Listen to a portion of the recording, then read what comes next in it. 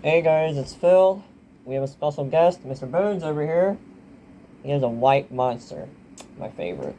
But I think the issue will be, I think it's gonna go right through him. But we'll get right to it. This episode is episode 3. It's gonna be about the scam artist, the yes man, same person. Um, they look like nice people. They're always like willing to help and whatnot. Um, but when you need them in the thick of the mud, it's just not gonna happen. Uh, they avoid conflict at all times because there's a lot of pressure there. That means you have to draw a line in the sand somewhere to stand for something. Uh, One example of the scam that he pulled on one of the people in the group was he owed someone money, and I mean a lot of money because he didn't pay rent. He quit his job without communicating it.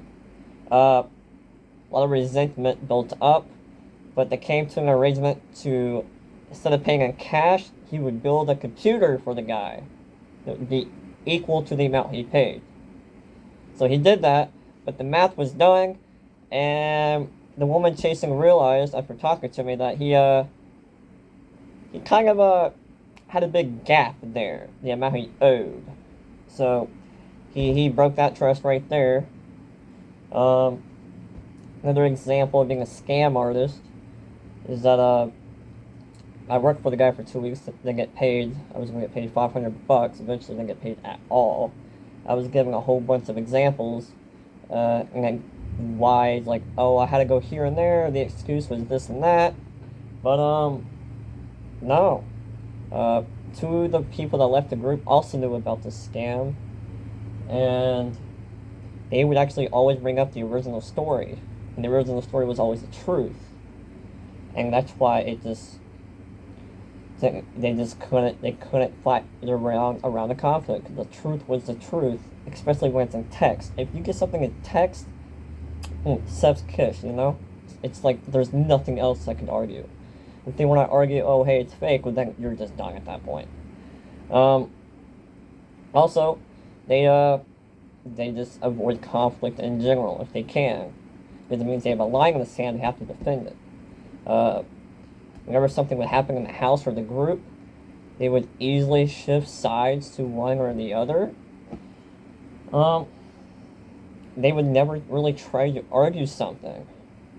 They'd walk away, hold it inside. They would just keep following whatever it was because that's just the yes man thing. Um, but that makes it really rough when you're in a group.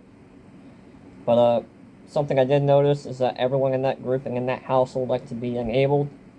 They don't like accountability because accountability means consequence. That's why you can't trust people like that.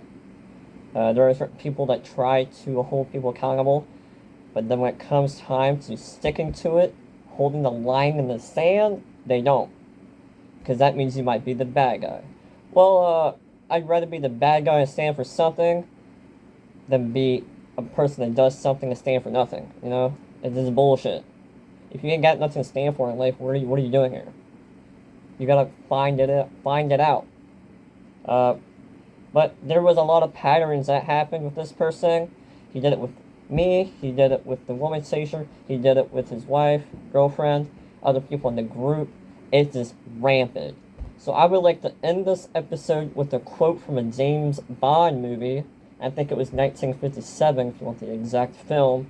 It goes like this: once is happenstance, twice is coincidence, the third time it's enemy action. And that was Goldfinger, if you want to look it up. Y'all have a good day. Try to learn something from this.